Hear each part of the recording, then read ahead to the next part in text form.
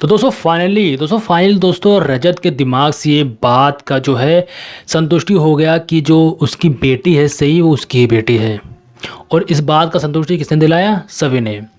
अब रजत क्या सोचता है कि मैं सभी को सॉरी बोलूं, थैंक यू बोलूं, बट यहाँ पर जो सभी आपको पता है कि हमेशा की तरह एक लंबा चौड़ा लेक्चर देती है रजत को और सारा का सारा मूड ख़राब कर देती है उसका। सॉरी बोलना चाह रहा था, सॉरी भी मतलब नहीं बोल पाया, और भी कुछ बातें होती जो भी प्यार से बात करनी थी, बट वो सब बातें बेकार हुई कि यहाँ पर सभी की जो आदत है वो हमेशा से ये है कि वो हर वक्त जो है एक बहुत बड़ा गुरु ज्ञान लेक्चर देती रहती है। तो लेक्चर उसने दे दिया यहाँ पर सही की तरफ से।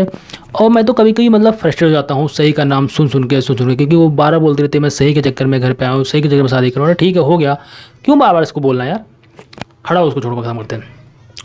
अब क्या हुआ कि मैंने देखा कि जो आस्का है, आस्का एक इंटरव्यू दे रही है अर्श के यहाँ पर।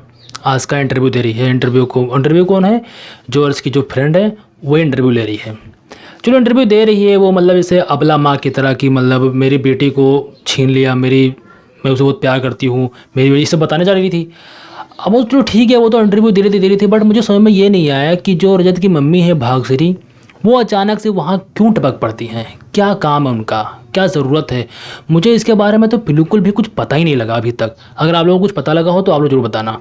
अचानक से वहाँ पर टपक पड़ती हैं, उसके बाद में हमेशा की तरह आस्का को भला बुरा सुनाती है, अर्श को भी भला बुरा सुनाती है। अर्श कुछ गुस्सा हो जाता है, उसके बाद में उसकी मम्मी को धक्का देता है। उसके बाद में अब मुझे समझ में नहीं आता कि रजत भी टपक पड़ता है वहाँ पर। रजत भी आता है, उसके बाद में रजत कुछ 2-4 बातें सुनाता है उसको, खूब तगड़ी तगड़ी बातें सुनाता है, कुछ डायलॉग मारता है कि तू मतलब मेरे अंदर का जानवर मत जगा। और जो वो रिपोर्ट थी ना, जो डीएनए की रिपोर्ट थी, वो भी उसको दिखा देता है, जिससे वो उसको भी मतलब जो उसका मतलब प्लान, उसने जो चाल बनाया हुआ था कि जो सही वो मेरी बेटी है, जिसकी वजह से रजत के दिमाग को उसने घुमाए रखा था। तो जब डीएनए रिपोर्ट देखता है तो उसकी ये चाल जो है बेकार हो जाती है। अब क्या होता है कि मतलब अब तो मतलब जो आस्का है वो इतना फ्रस्ट्रेट हो गई है इन सब झगड़ों को लेकर।